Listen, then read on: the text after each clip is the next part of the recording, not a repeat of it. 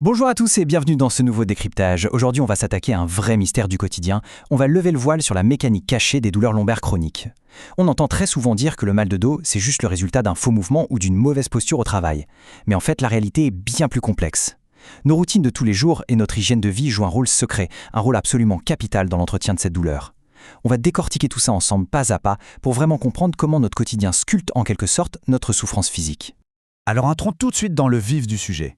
La vraie question qui se pose quand on a mal en continu, c'est pourquoi est-ce que la douleur reste là, parfois pour toujours? Normalement, une blessure, ça guérit en quelques semaines, non? Alors pourquoi la douleur lombaire décide-t-elle parfois de s'installer de façon permanente? Eh bien, il s'avère que la réponse ne se trouve pas que dans notre colonne vertébrale, mais plutôt dans un concept beaucoup plus large qui englobe toute notre façon de vivre. Première partie, le piège de la douleur. C'est fou quand on y pense, mais il faut absolument réaliser que la douleur lombaire chronique, ce n'est pas juste une sensation physique qui nous tombe dessus par hasard. C'est en fait un véritable piège comportemental, un engrenage dans lequel il est incroyablement facile de rester coincé sans même s'en rendre compte. Le mécanisme de base de la douleur chronique, c'est une interaction constante, un dialogue permanent entre la souffrance physique d'un côté et nos choix du quotidien de l'autre. Ce n'est pas une voie à sens unique. La douleur va influencer notre mode de vie et en retour, notre mode de vie va alimenter cette douleur. Deuxième point, au cœur du cercle vicieux. Décomposons littéralement le moteur de ce piège pour voir comment les rouages s'emboîtent. C'est vraiment là que le terme « cercle vicieux » prend tout son sens. Regardons ces 4 étapes. Étape 1, la douleur frappe le bas du dos. C'est le point de départ. Étape 2, face à cette souffrance, bam, la motivation à bouger chute drastiquement, ce qui mène direct à l'inactivité. Étape 3, coincé à la maison ou sur une chaise, les habitudes de vie se dégradent, on mange un peu moins bien, le poids grimpe, et enfin, étape 4, cette dégradation met encore plus de pression sur le corps, ce qui amplifie la douleur. Et le cycle recommence, encore et encore, toujours plus fort. Et qu'est-ce qui nourrit tout ça au fond?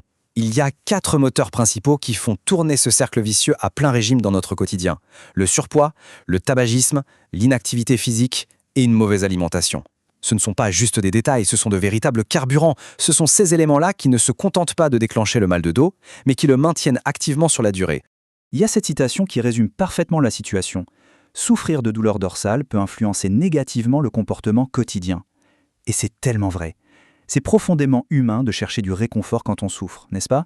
Le poids de la douleur physique nous pousse très souvent à adopter des habitudes qui nous paraissent apaisantes sur le moment, comme rester immobile sur le canapé ou manger des choses très sucrées, mais qui sont finalement un vrai désastre pour notre santé globale et bien sûr pour notre dos. Ce qui nous amène à notre 3e point, les conséquences au quotidien. Concrètement, comment cette mécanique invisible se traduit-elle dans la vraie vie? Parce que ce cercle vicieux, il n'est pas que théorique, il a un impact massif sur notre capacité à fonctionner tous les jours avec ce qu'on appelle l'incapacité physique. Oublions les mots compliqués un instant. L'incapacité physique, c'est tout simplement le fait de galérer à bouger librement. C'est quand lasser ses chaussures, porter ses courses ou même se lever d'une chaise devient une véritable épreuve. Et ce renforcement mutuel entre la douleur et notre mode de vie conduit directement à cette perte de mobilité, faisant chuter notre qualité de vie au passage. Imaginons une journée classique pour bien visualiser la chose. À 8h du matin, c'est la raideur qui dicte sa loi et qui limite les tout premiers mouvements. À 14h, la fatigue et la douleur ont pris le dessus, poussant à l'inactivité totale pour essayer de s'économiser. Et le soir, à 20h, complètement épuisé par cette lutte constante, ce sont les mauvaises habitudes qui prennent le relais pour trouver un peu de réconfort. Le cercle vicieux a littéralement pris le contrôle de l'emploi du temps. 4e étape, l'engrenage vers d'autres maladies. C'est là que ça devient vraiment préoccupant. Ce cycle ne s'arrête absolument pas au dos. On a souvent cette idée reçue tenace que le mal de dos, c'est un problème isolé, complètement déconnecté du reste du corps, comme on le voit à gauche de l'écran, mais la réalité, à droite, fait froid dans le dos.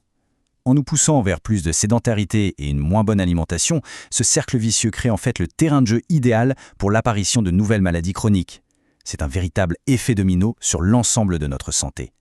Et enfin, la dernière partie, briser ce cercle vicieux. Allez, on change d'énergie ici, car voici la bonne nouvelle du jour. Ce piège n'est pas une fatalité. Toute cette mécanique qu'on vient de décrire, on peut l'inverser. Et ça s'illustre brillamment ici. À gauche, on a ce fameux cercle vicieux, sombre et lourd. La douleur entraîne l'immobilité qui entraîne la fatigue et plus de douleur. Mais regardez à droite, c'est son miroir positif, le cercle vertueux. En ramenant un peu de mouvement doux et de bonnes habitudes, on crée un environnement parfait pour le soulagement. La dynamique s'inverse totalement pour devenir une spirale ascendante hyper libératrice. Alors comment on fait le saut? Eh bien, pas avec des interventions médicales ultra complexes, rassurez-vous. Ça passe par des actions de tous les jours, toutes simples. Manger de manière un peu plus équilibrée, reprendre le mouvement, en douceur, chacun à son propre rythme, sans jamais forcer, réduire sa consommation de tabac. Ce sont ces petites modifications graduelles qui vont attaquer directement le cœur du problème. S'il ne fallait retenir qu'un chiffre aujourd'hui, c'est le 1. Pourquoi ? Parce qu'il suffit d'un seul choix positif, d'une seule petite habitude modifiée dans la journée pour commencer à bloquer les rouages de ce cercle vicieux. Un seul petit pas en avant, et c'est déjà le point de départ pour amorcer la construction du cercle vertueux. Alors, pour terminer ce décryptage en beauté, voici une petite question à emporter avec soi. Face à cette mécanique de la douleur qui se nourrit de notre quotidien, quelle est la petite habitude qu'il serait possible de changer dès aujourd'hui pour commencer à briser ce cercle ? Le pouvoir de transformer cette douleur chronique, il réside bien souvent dans nos choix les plus simples. Merci à tous d'avoir suivi cette analyse avec moi et à très bientôt pour continuer à explorer les fascinants mystères de notre corps.